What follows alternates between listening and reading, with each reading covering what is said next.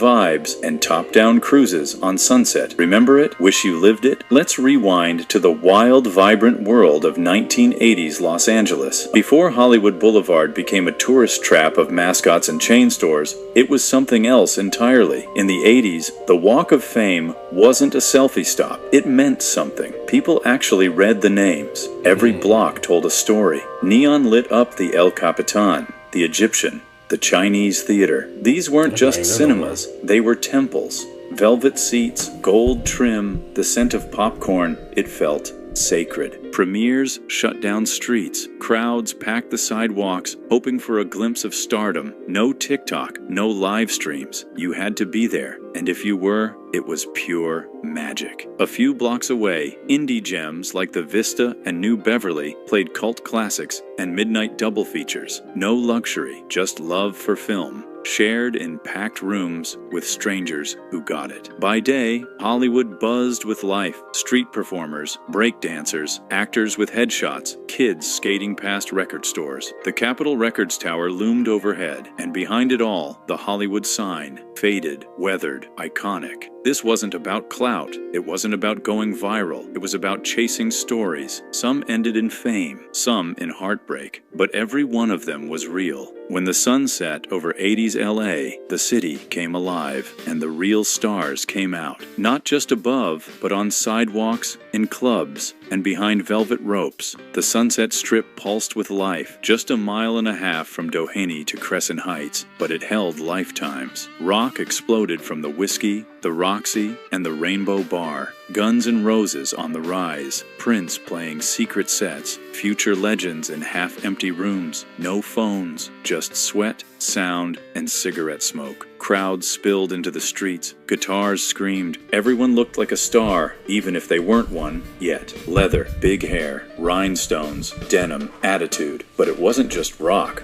Downtown, I like stuff like this. Places like the Roxbury and Florentine Gardens blasted funk, disco, and the first waves of hip-hop.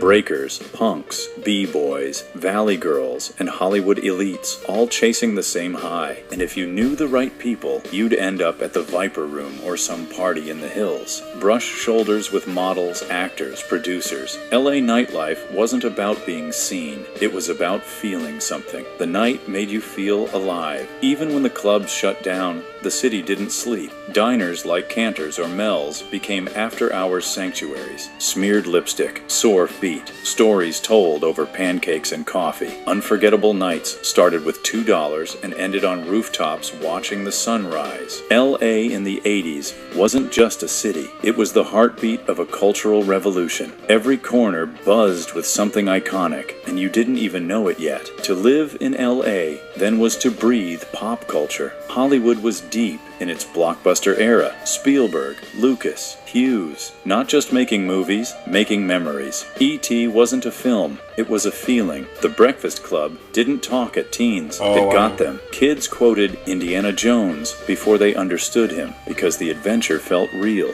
L.A. made those stories, wrote them, cast them, shot them. Alright, so anyway, this is a little documentary about I like watching historical shit like this though, you know what I'm saying? LA is definitely not what it used to be. It's definitely I was living in Florida back when this shit was popping. Y'all hear me? Okay. Yeah, so this shit has changed a lot.